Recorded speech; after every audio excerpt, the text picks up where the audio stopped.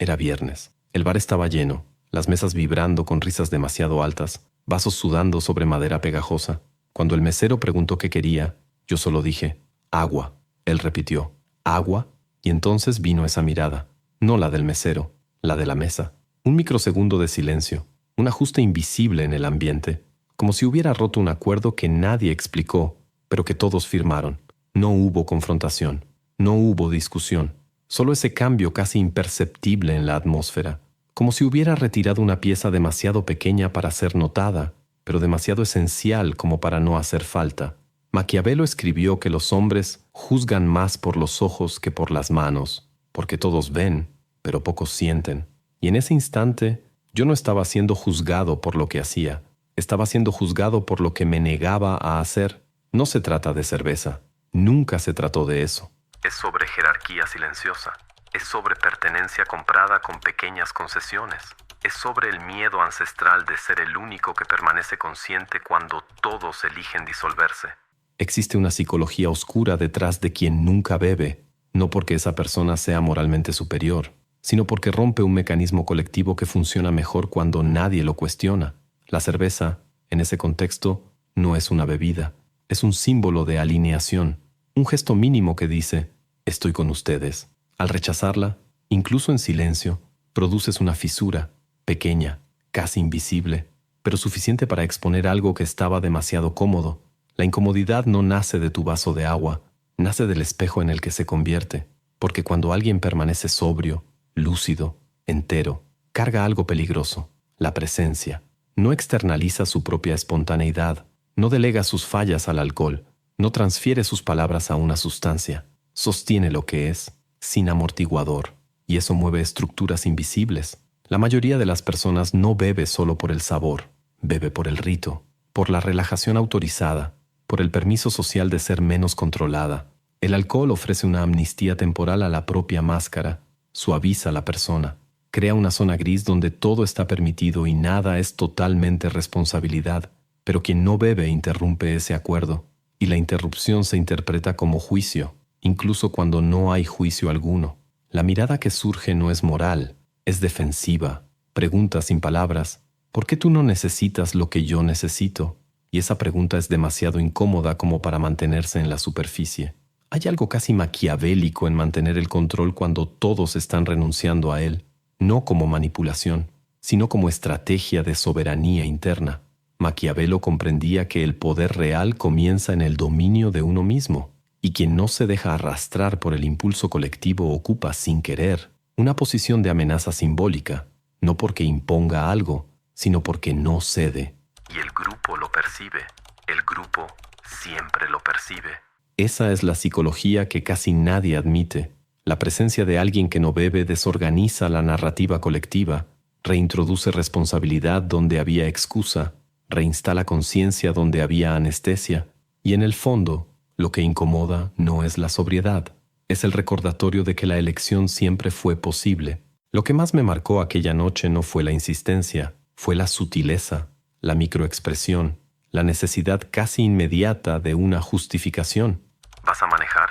¿Estás tomando algún medicamento? ¿Estás a dieta? Cuando yo decía simplemente que no quería, la conversación quedaba suspendida un segundo más de lo cómodo. Era como si mi respuesta estuviera incompleta, como si faltara una explicación aceptable dentro de la gramática social. Fue entonces cuando empecé a notar algo. El grupo no quiere tu elección, el grupo quiere tu coherencia con el guión. Hay algo profundamente estructural en el acto de beber en conjunto.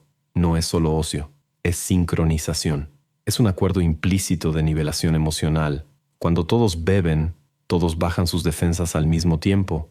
La vulnerabilidad deja de ser individual y se vuelve colectiva. Eso crea una falsa sensación de igualdad. Pero quien permanece sobrio no reduce nada. Permanece lúcido, permanece atento, permanece responsable. Y la responsabilidad en exceso, en ambientes que buscan disolución, suena a acusación. Carl Jung hablaba de la sombra, todo aquello que reprimimos para ser aceptados. El alcohol ofrece una válvula temporal para esa represión. Permite que los impulsos escapen con menos culpa. Crea la narrativa perfecta. No fui yo, fue el efecto. Cuando no bebes, no participas en ese pacto de responsabilidad compartida, y eso activa algo incómodo. Empecé a notar patrones. La persona más insistente casi siempre era la que más necesitaba la validación del grupo.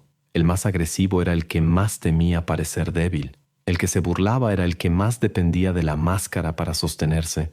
Y había una frase que siempre aparecía: tarde o temprano, relájate, vive un poco.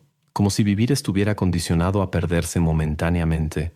Hay un fragmento que escribí una madrugada, después de volver a casa con la mente completamente sobria y el ambiente todavía resonando en mi memoria. Empecé a darme cuenta de que su incomodidad no era con mi negativa, sino con la posibilidad de que yo estuviera demasiado cómodo conmigo mismo. La sobriedad, en ciertos ambientes, parece arrogancia, no porque te pongas por encima, sino porque no necesitas disolverte para permanecer. Ese pensamiento me asustó, porque hay un costo invisible en ser el único que mantiene la claridad. Empiezas a notar los cambios de humor con más nitidez. Las risas se vuelven forzadas, las confidencias que mañana serán negadas, las pequeñas agresividades que el alcohol desinhibe. Te conviertes en testigo, y los testigos nunca son completamente bienvenidos. Maquiavelo entendía que el poder más eficaz no es el que grita, sino el que observa. Quien observa acumula información. Quien mantiene el control mientras los demás ceden conserva una ventaja estratégica, aunque nunca la utilice.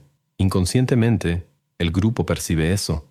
La sobriedad empieza a leerse como vigilancia, como superioridad silenciosa, como distancia emocional.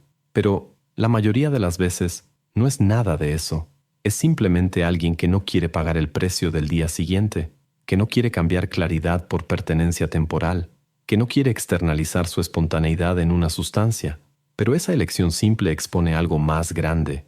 ¿Cuánto de nuestro comportamiento social está sostenido por el miedo? Miedo a parecer rígido, miedo a ser excluido, miedo a ser el único que siente demasiado.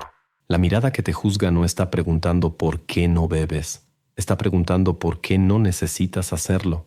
Y cuando alguien no necesita aquello que sostiene al grupo, el grupo lo interpreta como deserción. Esa es la parte oscura que rara vez se admite. La hostilidad no nace de la bebida, nace de la amenaza simbólica a la uniformidad.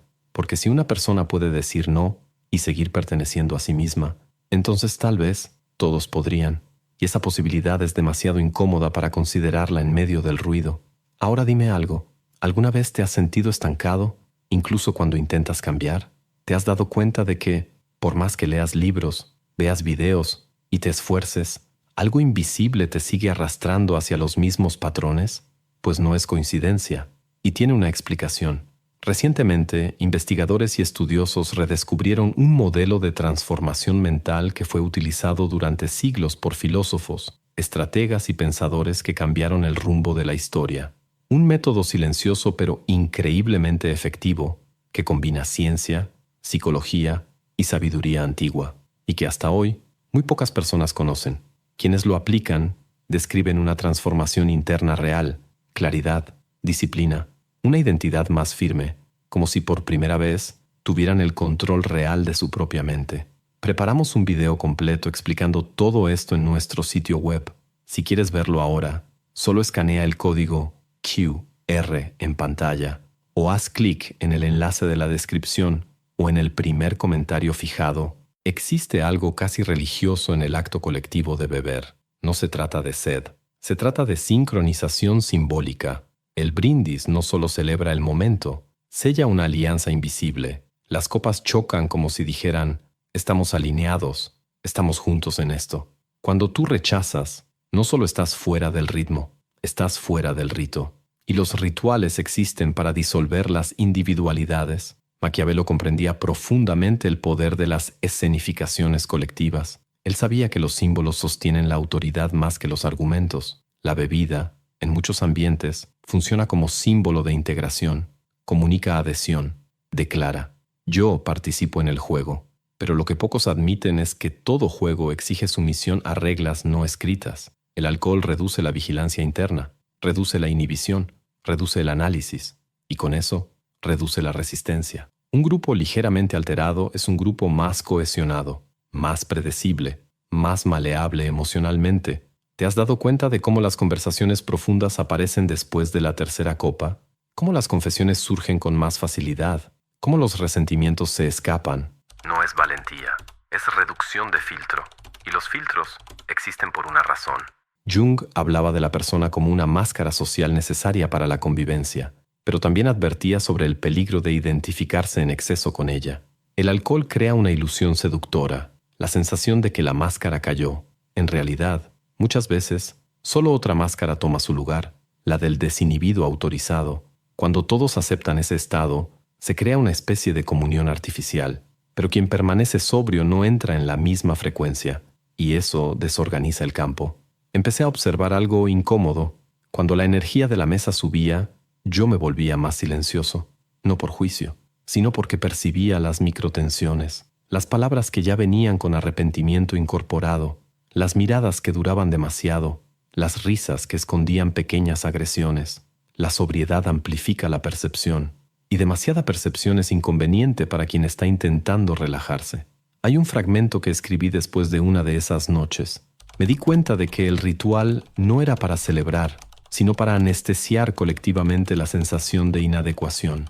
Cuando todos beben, nadie necesita sostener completamente su propia identidad.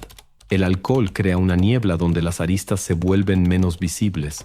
Permanecer lúcido en ese ambiente era como rechazar la niebla y aceptar ver las grietas. Esa claridad tiene un costo, porque el ritual también protege contra la soledad, crea pertenencia instantánea, suspende la autoconciencia dolorosa, elimina por unas horas la sensación de ser insuficiente.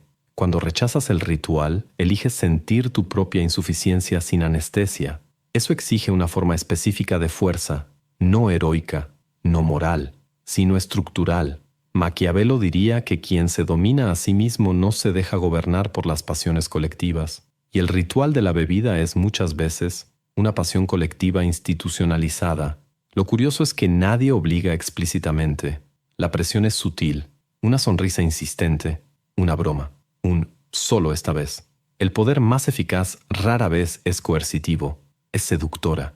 Y cuando la seducción falla, aparece la irritación, porque el ritual necesita adhesión para mantener su legitimidad. Si todos participan, parece natural. Si alguien no participa, revela su artificialidad. El grupo no solo quiere que bebas, el grupo quiere que valides el código, y cuando no lo validas, introduces dudas. La duda es peligrosa. Hace que alguien mire su propia copa y se pregunte si la elección fue realmente libre. La mayoría no quiere esa pregunta un viernes por la noche. Entonces es más fácil desplazar la incomodidad hacia ti. Te conviertes en un extraño, el rígido, el correcto, el que no sabe relajarse.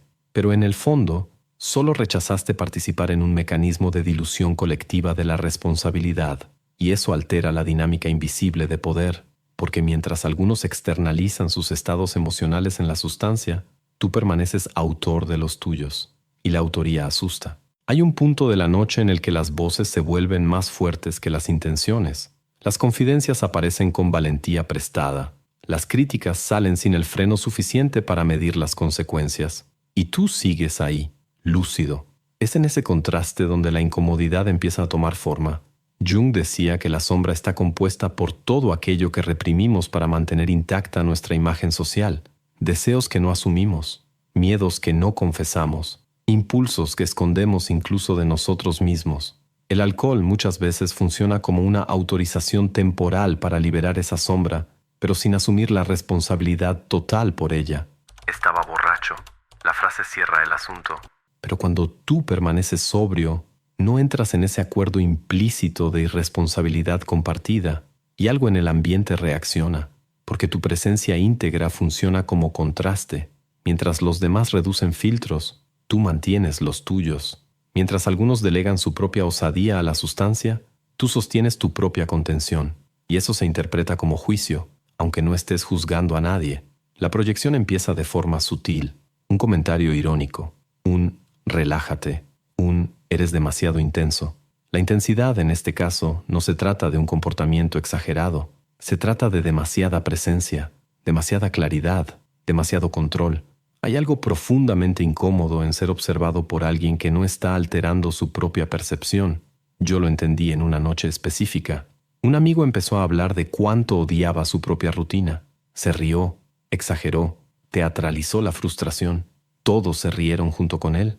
Yo permanecí en silencio, escuchando. Me miró, y en esa mirada había tensión. porque mi lucidez impedía que aquello se descartara como un simple efecto colateral de la bebida. Había testigo, había memoria, había consecuencia. Más tarde escribí: entendí que el problema no era mi decisión de no beber, era el hecho de que yo seguía siendo responsable de lo que veía y de lo que escuchaba. Y la responsabilidad compartida es ligera. La responsabilidad individual es pesada. El espejo que ellos odian no está en tu vaso, está en lo que tu coherencia representa. Maquiavelo entendía que el mayor riesgo para cualquier estructura de poder es la exposición de su fragilidad. Cuando alguien demuestra que es posible actuar diferente y permanecer firme, revela que la norma quizá no sea inevitable. Si tú puedes quedarte sobrio y aún así estar ahí, entonces la disolución no es obligatoria, y esa posibilidad amenaza. No porque impongas algo, sino porque tu postura silenciosa cuestiona lo automático, cuestiona la dependencia, cuestiona la necesidad de anestesia colectiva. La irritación que surge, muchas veces, no es consciente. La persona no sabe por qué está incómoda, solo siente que tu presencia altera el equilibrio del grupo, y como casi siempre ocurre, la incomodidad interna se proyecta hacia afuera. Te conviertes en el rígido, el extraño, el distante, pero en el fondo simplemente permaneciste íntegro, y la integridad, en ambientes que dependen de la disolución, es un recordatorio incómodo de que cada quien podría elegir diferente. El espejo no acusa, solo muestra, y no todos quieren verse con claridad. Existe un precio silencioso en permanecer entero. No aparece en el momento. No surge con la primera mirada incómoda ni con el primer comentario disfrazado de broma.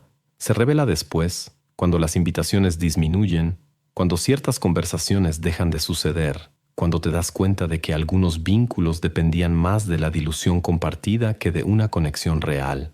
No mezclarse es romper un engranaje invisible. Los grupos funcionan mejor cuando todos ceden un poco de su propia identidad. Pequeñas concesiones mantienen la armonía. Una bebida aquí, una risa forzada allá, una opinión suavizada para no tensar demasiado. Nada grave de forma aislada, pero, sumadas, esas concesiones construyen pertenencia. Cuando empiezas a rechazar esas pequeñas entregas, algo cambia. Maquiavelo entendía que toda autonomía genera sospecha. Quien no depende del favor colectivo es más difícil de controlar, y el control no siempre es explícito. Muchas veces se manifiesta como expectativa. Se espera que participes, que acompañes, que no desorganizan la narrativa común. Al permanecer sobrio, no solo rechazas la bebida, rechazas la necesidad de amortiguar tu propia conciencia para encajar, y eso crea distancia, no porque te coloques por encima, sino porque decides no diluirse. Jung hablaba de la individuación como un proceso inevitablemente solitario. Convertirte en quien eres implica separarse de la identificación automática con el grupo, implica soportar la incomodidad de no ser totalmente comprendido, implica aceptar que no todos caminarán en la misma frecuencia. Hay un fragmento que escribí una noche en la que regresé temprano a casa. Me di cuenta de que la soledad no era falta de compañía, era la consecuencia de haber elegido lucidez. Cuando no compartes la misma fuga, tampoco compartes la misma ilusión. Y las ilusiones compartidas son el cemento invisible de muchas relaciones. Esa percepción no es romántica, pesa, porque a veces sería más sencillo mezclarse, ser más flexible, no sostener tanto la propia coherencia, pero cada vez que negocias tu presencia para evitar incomodidad externa, creas un ruido interno, y ese ruido se acumula. La soledad de quien no se mezcla no es aislamiento absoluto, es selección, es filtrar entornos donde tu lucidez no sea vista como amenaza, es aprender que la pertenencia real no exige anestesia.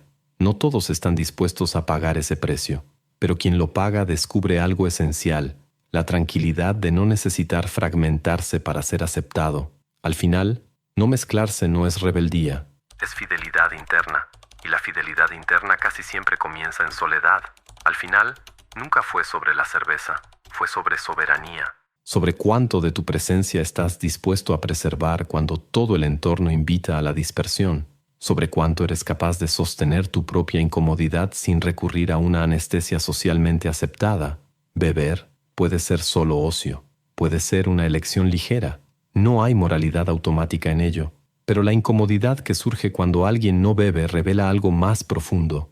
Cuánto de muchos comportamientos está sostenido por el miedo al aislamiento, por la necesidad de validación, por el temor a parecer demasiado diferente. La psicología oscura de quien nunca bebe no está en la rigidez, está en la negativa silenciosa a diluirse, está en la disposición de ser percibido como extraño para no volverse extraño para sí mismo. Maquiavelo entendía que el verdadero poder comienza en el autodominio. Jung entendía que la individuación exige enfrentar la propia sombra sin delegar la responsabilidad. Ninguno de los dos prometía comodidad. Ambos hablaban de lucidez, y la lucidez tiene precio. A veces es la mirada incómoda, a veces es la broma, a veces es la soledad sutil que se instala cuando te das cuenta de que ciertas conexiones dependían más de la niebla que de la verdad. Pero hay algo que nace de esa elección: coherencia. Y la coherencia construye una identidad que no oscila según el entorno. La pregunta que queda no es si debes beber o no. La pregunta es otra. ¿En cuántos momentos de tu vida aceptas pequeñas diluciones para evitar incomodidad? ¿En cuántos espacios entregas presencia a cambio de pertenencia? ¿Y qué parte de ti está siendo negociada en esas concesiones? Tal vez la cuestión nunca fue el vaso en tu mano. Tal vez sea quien sigue ahí dentro, entero, cuando todos a tu alrededor eligen desenfocarse. Porque al final, mezclarse es fácil. Sostenerse es una elección. Y no toda elección necesita ser explicada. Yo ya intenté mezclarme más de lo que debía. Acepté la copa no por la bebida, sino por el silencio que quería evitar. Y al final de la noche, la sensación nunca era de pertenencia. Era de un leve alejamiento de mí mismo. Si llegaste hasta aquí, quizá también estés cansado de pequeñas concesiones que parecen inofensivas, pero que por dentro cobran caro. Gracias por escuchar hasta el final. Gracias por sostener temas que no siempre son cómodos. Mantenerse íntegro, hoy en día, ya es un acto raro. Si lo que hablamos aquí tuvo sentido para ti, no olvides hacer clic en el enlace de la descripción o en el primer comentario fijado para acceder al contenido completo que te muestra cómo redefinir tus patrones mentales, tu identidad y la forma en que tomas decisiones, creas hábitos y gestionas tus emociones. Si este tema te atravesó de alguna forma, suscríbete al canal. Aquí no suavizamos lo que necesita ser enfrentado. Y comenta, pero comenta de verdad. Quiero saber en qué momento te diste cuenta de que te estabas mezclando demasiado o alejándote demasiado, y el video que está en tu pantalla ahora va un poco más profundo, tal vez demasiado profundo. Solo haz clic si estás listo.